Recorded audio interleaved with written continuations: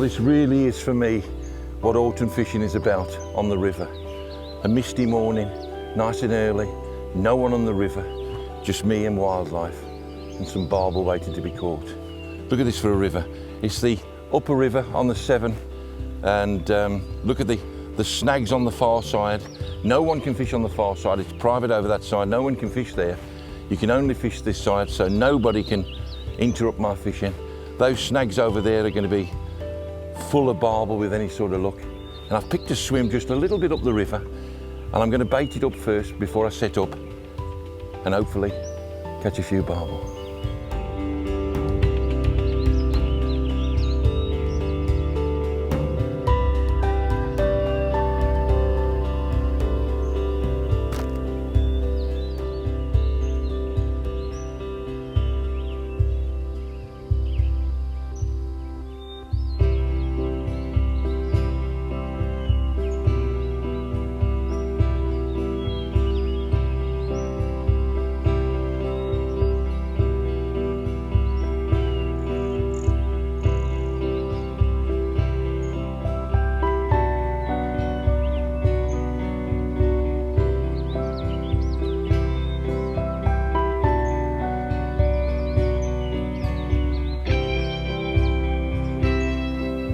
One of my favourite times of the day is having just put a bit of bait out into the swim and you're nice and comfortable, a couple of rods out. I'm fishing 2 rods in this swim. I don't always fish 2 rods, but this particular one, because it's such a long swim, you know, I can fish 1 across there and 1 way down. The reason I've picked this swim is quite simple, because of the snags on the far side, and if you find snags, you've found barbel, that's for a certainty. If you go down the river and you find a great big tree in the river with a bit of deeper water under it, then you've found a barbel, that's for sure. Barbel and chub, but barbel do love snags. This is a great piece of water. It's just north of Telford. It's the Rowley Angling Club, and I've fished it for a few years now, and the club have owned the water for something like about, I think, 80 odd years. And it's tremendous water. I've baited up. I've just stuck the bait out. One, I'm on a straight ledger, only because it's quite near to me and I didn't want the splash of a heavy feeder. And the other one's way down river, and I've just chucked a sort of something like a 2-ounce feeder with pellets and ground bait in, and I'm just sprinkling bait in nice and slow. At the moment, I'm not getting any indications. I've had a couple of bangs from chub, but no indications from barbel. I don't think I've had any liners. Whether there's any in the swim, I don't know. They could be, but not moving, or they could be just further down the river and we're just waiting. But the nice thing about barbel is they're really, really greedy. And you know, if you can keep putting bait in, it isn't, you know, if you're going to catch one, it's only when.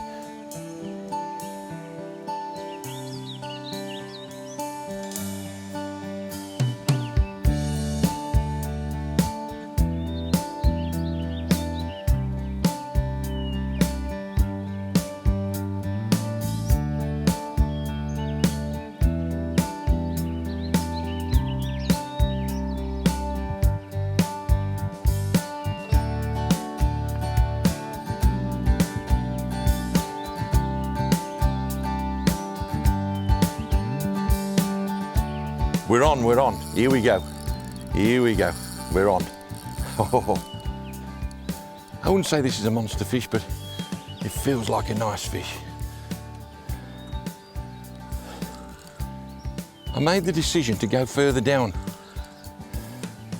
and whether that's good, I don't know, because sometimes you chuck right down and you chuck into a shoal and you catch the fish, but you can scare them even farther down then. I like to fish above them and bring them up, if you like, and then catch at the head of the shoal. But this feels like a half-decent fish. We'll soon see. Ah, oh, there he is, look at this. Ooh, sound of the clutch. Ooh. Probably the best sounding fishing, isn't it? That clutch. Come on, my beauty. There you go. We'll go and land it, shall we?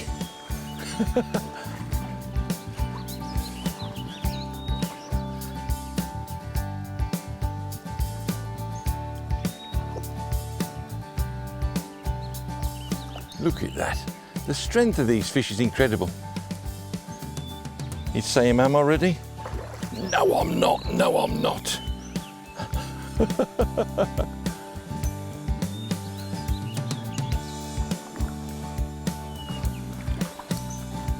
Come on, come on, come on, come on. Yeah, there we go. Beauty. What a fish. That's what river fishing's all about. The take was unbelievable. Rod went right over. And I've been playing that fish for a couple of minutes. A fish that size, playing it for 2 minutes. 12-pound line, £1.75 rod. Can't have any better than that. Let's unhook it. Beautiful example of a barbel. Absolutely beautiful, look at that. Adapted for the raging water. Remember, some of this water in the winter is 10, 12, 14, 15 foot above normal level. Absolutely raging. You'd fall in, you'd be washed down there 100 yards in seconds, dead. This fish stops in there all winter, hugged on the bottom, not a problem at all, waiting for summer. In fact, to be honest, some of the best fishing you can have for this fish is when the river is raging, because when that river's coloured and it's pulled all the food from off the bank, the river is almost a food soup and the barbel feed like hell. Look at them, designed for this river. A beautiful creature. What I'm going to do here is, that fish has fought very, very well. You need to get in the water. You need to put him pointing upstream, getting him to recover, and don't just let him go, because he'll want to go. He's a strong fish, but if you let him out in that flow, he'll not be strong enough to go out in that flow. So keep him there for a few minutes. Even if he wants to go, let him just puff up. Look how he's designed for on the bottom. Look at his mouth there as well, see it? Those barbels, you see those barbels? That's what he can sense the bait with. He comes up, look at that, drops over, sucks it in, and gives you the fight of your life.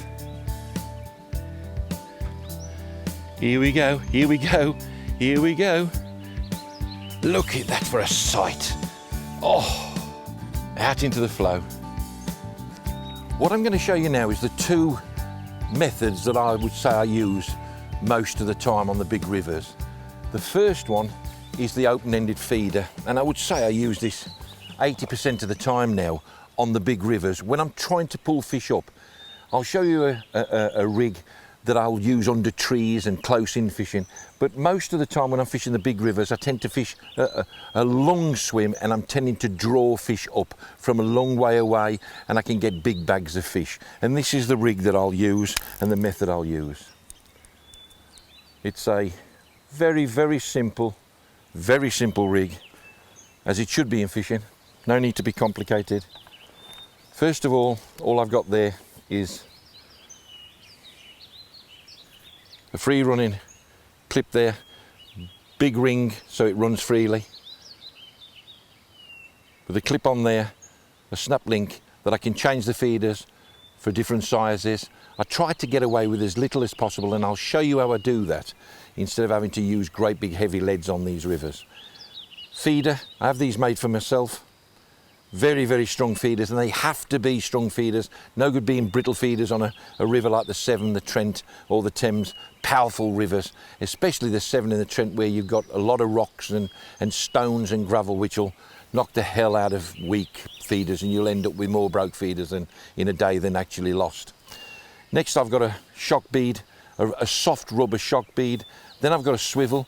Always buy the best swivels, expensive swivels. Remember, a fish like a barbel will make sure that if you've got any weakness, and a cheap swivel is a weakness, then make sure that you've got a top class product all the way through the rig, and then a barbel which is going to find any weakness in it, he'll find it.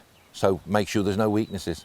Then I've got 12-pound fluorocarbon. I've found out over the last few years that fluorocarbon has given me a lot more bites than standard line. I use 12-pound. I don't come any less than 12-pound. People say to me, well, won't you come down in size, you know, 8-pound, 6-pound, 4-pound, so you can get a take? I'm not interested in getting a take on that. I'm only interested in a big fish taking 12-pound line. Then I know I'm going to land it. On 4-pound, 6-pound line, I'm giving the fish too much of a chance. I don't want it no chance. I want to land it. I'm not talking about the fish that get away. And then right at the end, a lot of the time now, I use a boilie.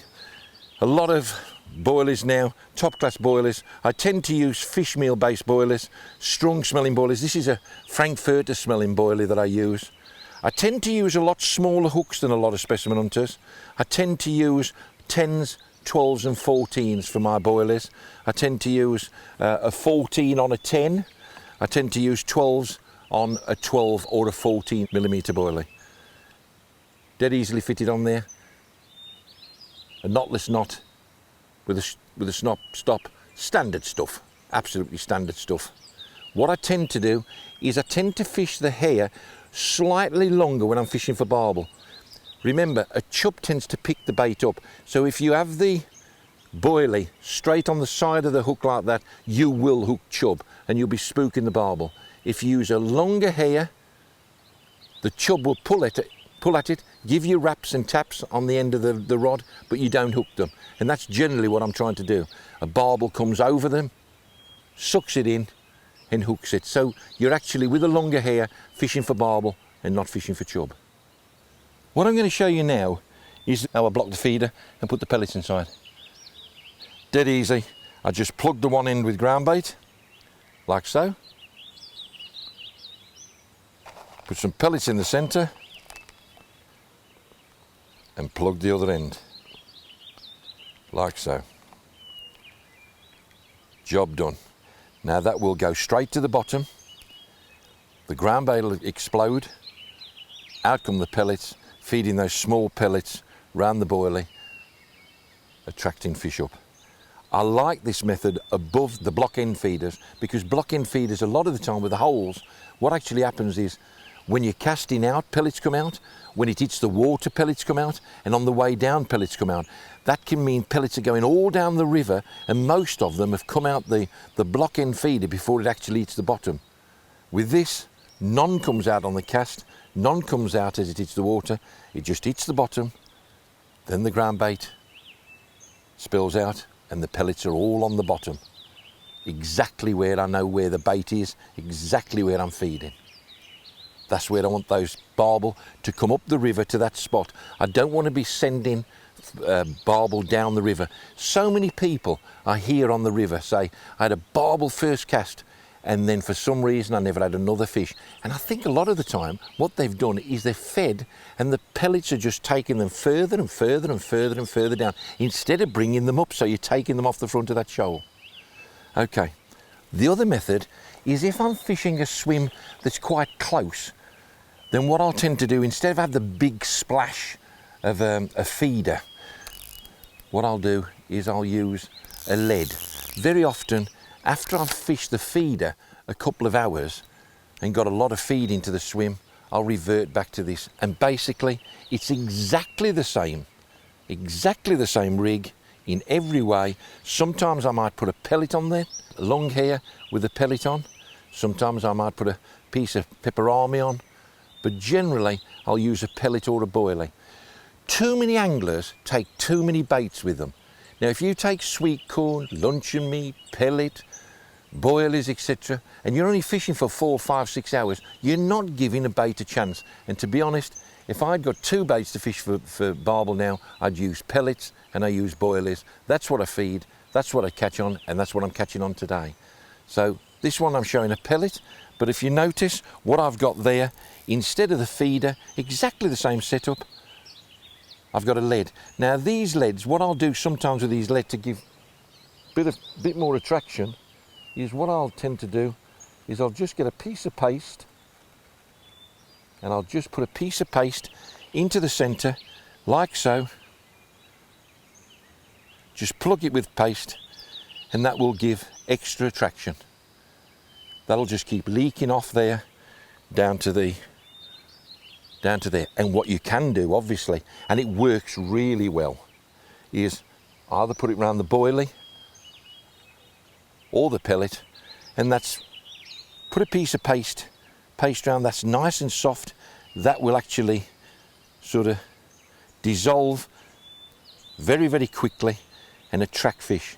So that goes in the swim, melts off, attracts the fish, and you've got a boilie or a pellet there waiting. Let's get them out.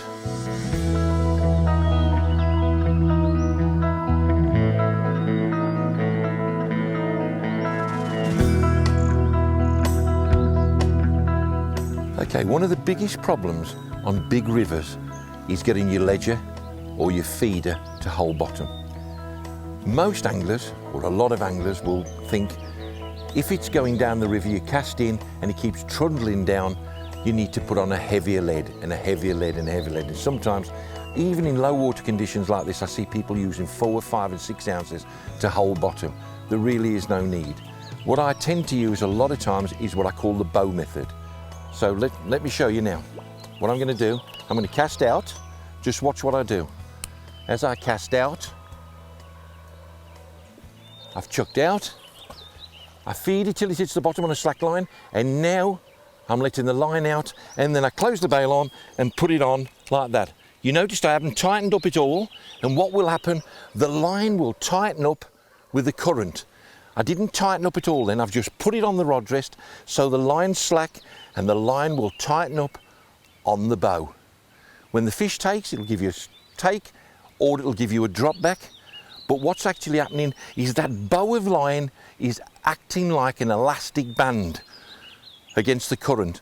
And where I'm holding bottom with 1.5 ounces, some people wouldn't hold bottom with 3 ounces because they've cast down on a tight line, and as it goes down, it's tight, the river's hitting the line and it's trying to move it. So let it go down on a slack line, let some slack out so there's a bow, put it on the rod rest and let the river take the bow up. Perfecto.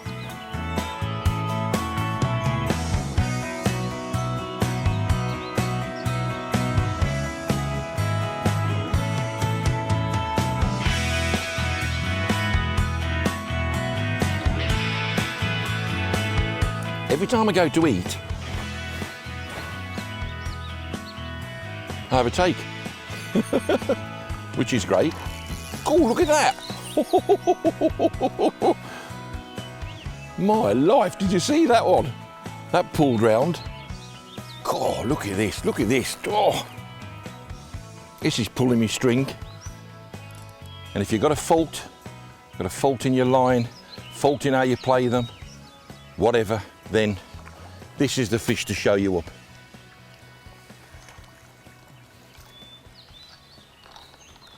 And if you get stuck in a tree, it'll show you up.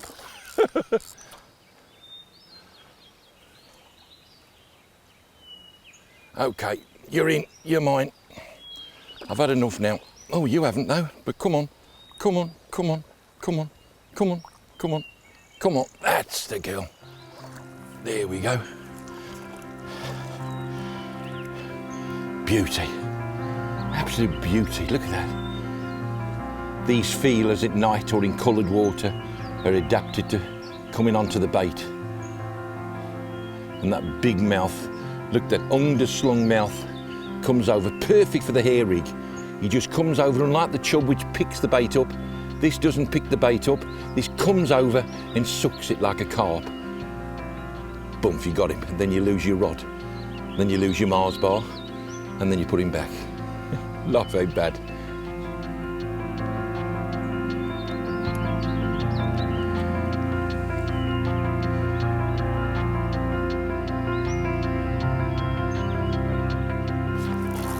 Here we go.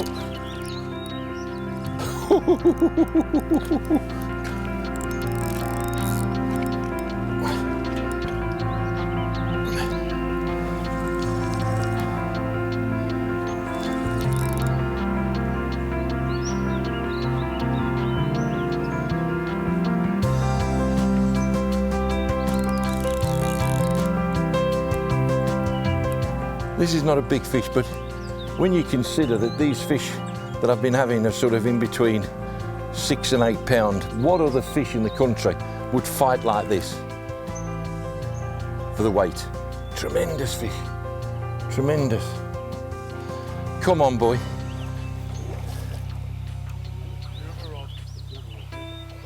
It's gone. Yeah, get that. Here. Strike. No, just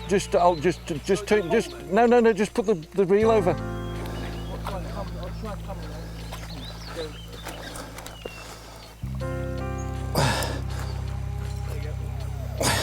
Okay. Just want to hold that one. Okay. Cheers, mate.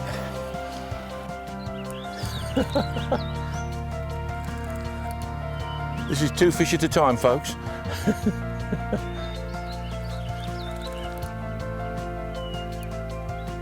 Just as I landed that one, this one's taken. So we're going to have 2 fish in the net.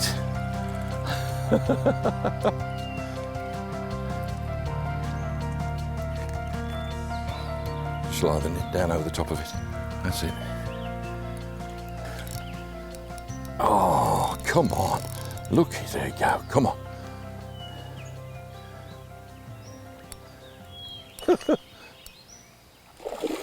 Oh, look at this. Wow. Oh. Come on, come on. Oh, my life. Wow. I think that might be the best of the day, actually. Let's put the smaller one back, eh? And we'll weigh the bigger one.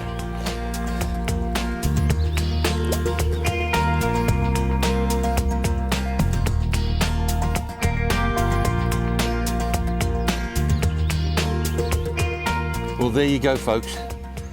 What an end to the day. This is 8 pound 5 ounces. Not the biggest barbel in the world, but an absolute beautiful fish. It just showed in the end, feeding properly, picking the right swim, right conditions, even though the conditions were hard, low and clear, and lots of anglers will say it's almost impossible to catch. It isn't. If you keep feeding and you keep at it, don't keep swapping baits, swapping tactics, just stick at it, keep trying to attract these fish. And as I've said all through the video, these are very, very greedy fish. And it isn't if, it's only when you're going to catch them. And we've even caught 2 at a time. Let's put this back. In fact, I think I'm going home. You've made my day. Let's put him back.